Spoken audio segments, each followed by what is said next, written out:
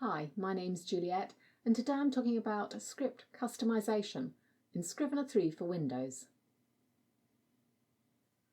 The specific script formats in Scrivener are designed to follow the requirements for different types of submissions. You shouldn't change those if you want to submit. However, if you're doing something purely for your own use, there's no reason why you shouldn't.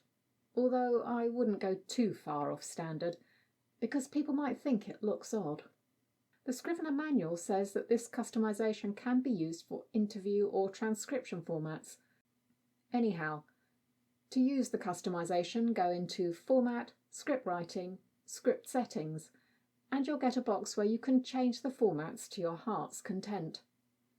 Select your element on the left, and you can change font settings, paragraph settings, tabs, and return behaviours, and autocompletes. In other words, pretty much everything.